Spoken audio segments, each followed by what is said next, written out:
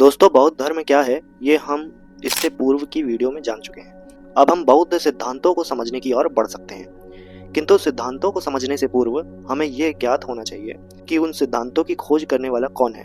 संभवतः सभी इस बात से तो अवगत होंगे, किंतु भगवान शाक्यमुनि गौतम बुद्ध के बारे में भारतीयों के मन में बहुत सारी भ्रांतियां व्याप्त हैं।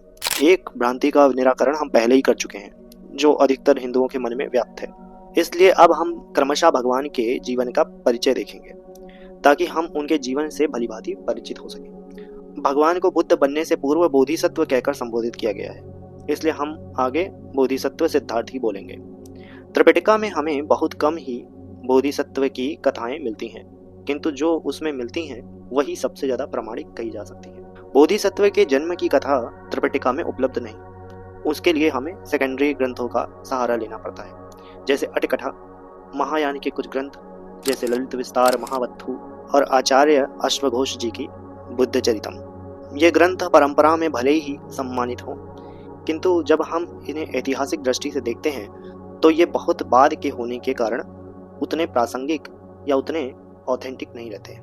फिर भी इनमें आई कथाओं का अवलोकन हमें करना चाहिए, ताकि हम उनकी उचित समीक्षा कर सकें। अटकथा, महावत्थु और ललित विस्तार तीनों ग्रंथों में ये लिखा है कि बोधिसत्व ने जन्म लेने का विचार कर जम्बू द्वीप की तरफ देखा, क्योंकि बोधिसत्व अंतिम जन्म जम्बू द्वीप में ही लेते हैं। तो मध्य देश के कपिलवस्तु नाम के ग्राम में जन्म लेने की सोची। अब अगर ये बात किसी को पचती नहीं है तो स्वाभाविक ही है, इस प्रकार का वर्णन भगवान की महिमा दिखाने हेतु बौद्धों द्वारा बाद का छेपक है, ये मानना चाहिए। त्रिपिटकाचार्य भदंतानंद कौशलायन जी इसकी समीक्षा करते हुए कहते हैं, कोई भी प्राणी अपने जन्म लेने से पूर्व ही अपने जन्म के बारे में कैसे विचार कर सकता है। पहले तो यही सोचने वाली बात है। अर्थात भगवान ने जिस भूमि पर जन्म लिया उसका गौरव बढ़ाने के लिए इस प्रकार की कल्पना गढ़ी गई है। अटकथा के वर्णन में एक त्रुटि भी है। वे कहते हैं, मध्य देश की लंबाई 300 योजन और चौड़ाई 250 योजन है, घेरा 100 योजन बताते हैं। अब मध्य देश तो छोड़ो, आज का पूरा भारत भी इतना बड़ा लंबाई चौड़ाई में नहीं है, और अगर लंबाई 300 और चौड़ाई 250 मान भी ली जाए तो घेरा तो 1100 योजन होना चाहिए। 100 योजन किस हिसाब से हुआ? इस प्रकार इस वर्णन में त्रुटि है।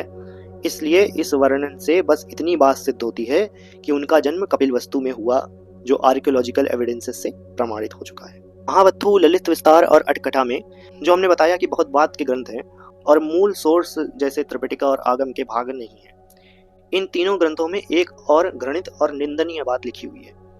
अटकथा में लिखा है कि बुद्ध सिर्फ क्षत्रिय या ब्राह्मण कुल में ही जन्म ग्रहण करते हैं। विचारणीय बात है कि जन्म से तो कोई बुद्ध होता नहीं, जन्म से कोई बोधिसत्व अवश्य हो सकता है। तो इस प्रकरण में भी गलती है, जैसा पुराने प्रकरण में थी, किंतु ये गलती बस अटकथा में हुई है, महावत्थु और ललित विस्तार में नहीं। इन महायानी ग्रंथों में लिखा है, बोधिसत्व हीन कुल से तात्पर्य है छोटा कुल। आगे नाम भी दिए हुए हैं, जैसे चंडाल कुल, रथकार कुल। इन कुलों में बोधिसत्व पैदा नहीं होते। कुछ नव हिंदू भगवान बुद्ध को जातिवादी सिद्ध करने हेतु कहते हैं कि हीन का अर्थ नीच है, किंतु अगर ये बात सत्य है तो क्या हीनयान का भी अर्थ नीच लिया जाएगा? क्योंकि हीनयान का अर्थ है छोटा वाहन, और उसी का विलोम शब्द महायान अर्थात बड़ा यान है। तो सिद्ध है कि हीन का अर्थ नीच नहीं छोटा होता है बौद्ध साहित्य में। तो लिखा है कि बोधिसत्व छोटे कुल में जन्म नहीं लेते, केवल 2 ही कुल में जन्म लेते हैं। कौन से? ब्राह्मण और क्षत्रिय। आगे कारण बताते हुए लिखा है, जो कुल लोकमान्य होता है, जिसका वर्चस्व होता है, उसी कुल में जन्म लेते हैं। क्योंकि अगर वे आखिरी जन्म कोई छोटे कुल में लेंगे तो उनकी बात को कोई वैल्यू नहीं देगा, क्योंकि सामान्य लोग इन्हीं दोनों कुल को सम्मान देते थे और इन्हीं का वर्चस्व भी था। ये बात सिर्फ आखिरी जन्म के लिए है, जब बोधिसत्व बुद्ध होने वाले होते हैं। क्योंकि जाटक में देखने को मिलता है कि भगवान ने चंडाल कुल जैसे छोटे कुलों में भी जन्म लिया, और उनके साथ वही हुआ जिसकी आशंका जताई गई, उनके साथ जातिवाद हुआ उस जन्म में। पर ये सब बात मान भी ले, फिर भी ये प्रकरण जातिवाद से ग्रसित है। इसको समझाते हुए भदंतानंद कौशलायन जी कहते हैं, ये लेख किसी की कल्पना हो स्पष्ट ही है। क्या पहली आपत्ति यही नहीं हो सकती कि जन्म से पहले कोई जन्म के बारे में विचार भी कैसे कर सकता है? दूसरी बात यह कि कोई महापुरुष सिर्फ लोकमान्य कुलों में जन्म ग्रहण करे, ऐसी बात को अपने मन में जगह भी कैसे दे सकता है?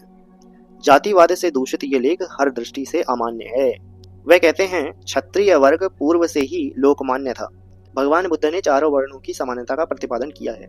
फिर भी कुछ बौद्धों की दृष्टि में क्षत्रिय और ब्राह्मण सम्माननीय बने रहे। ऐसे में स्वाभाविक था कि बौद्ध अपने बुद्ध पर भी ये प्रतिबंध लगा दे कि वह सिर्फ क्षत्रिय और ब्राह्मण कुल में ही पैदा होंगे। भदंतानंद कौशलायन जी कहते हैं, मुझे जैनों का प्रतिबंध अधिक अच्छा लगता है। उनके तीर्थंकर कभी ब्राह्मण वर्ग में पैदा नहीं होंगे, सिर्फ क्षत्रिय कुल में ही पैदा होंगे।